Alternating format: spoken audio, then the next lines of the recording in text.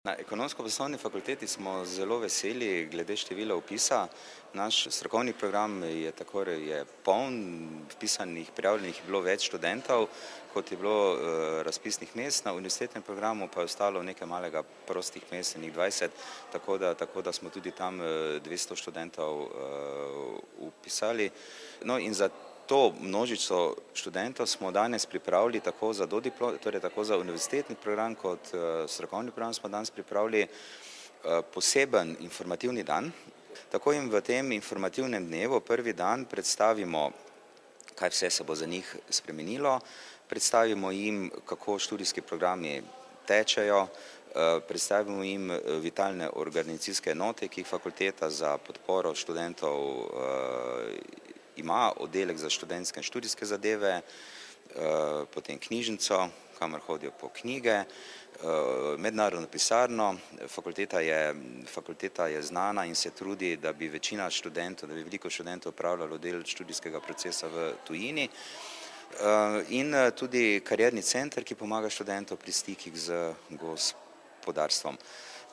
Po tem predstavitvah teh delov, potem na to študenti tutorji popeljejo po fakulteti v majhnih skupinah.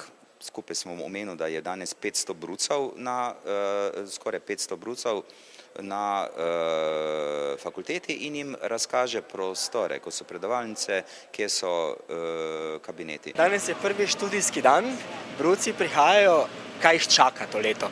Ja, danes je vodni dan, pač zvejo, kako bo potekalo delo. Mi kot študentska organizacija Univerze v Mariboru pa želimo informativne mape, v kateri so osnovne stvari od prehrane, zabav in takih stvari, tudi resnega dela, če lahko temu rečem.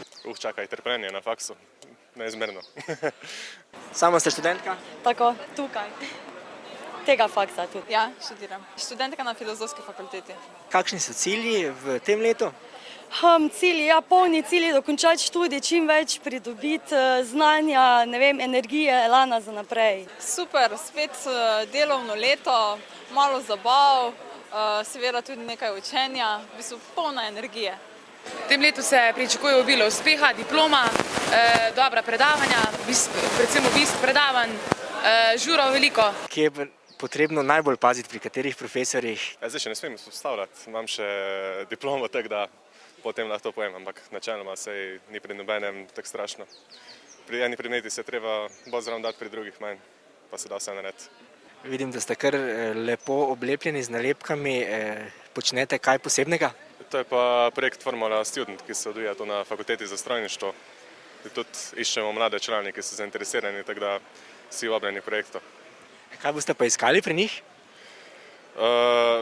Najbolj važna je zagnanost, pa lastna samoiniciativa, seveda pa, da je pa dobrodošlo že neko znanje tudi. Študij je tudi čas zabave. Kje vse se lahko študenti zabavajo? Študenti se lahko zabavamo tako rekoč po celem Mariboru, kot na Štuku, potekajo določene zabave, kot Ekonomsko-poslovna fakulteta urejajo tudi študentski svetovi svoje zabave, spoznavni večeri za bruce, ki so bolj namenjeni. Ko napoči čas študija po zabavah, kaj pravzaprav je potrebno narediti? Ja, potrebno je slediti predvsem navodilom, priti najboljše do čim več znanja, da lahko potem uspešno naredimo izpite pa seminarske naloge. V tem letu se pričakuje obilo uspeha, diploma, dobra predavanja, predvsem obisk predavanj, žurov veliko. Kje pa so tisti placi, kje se bo največ žuralo?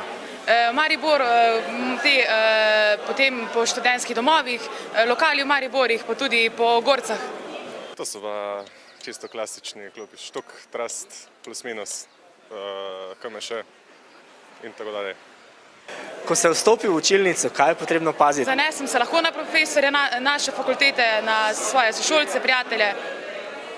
Sigurno imajo veliko vlogo tudi profesorji, da jih motivirajo, tudi študenti se med sabo si pomagajo, se motivirajo, izmenjujejo si zapiske, takšne stvari, da jim je lažje v bistvu.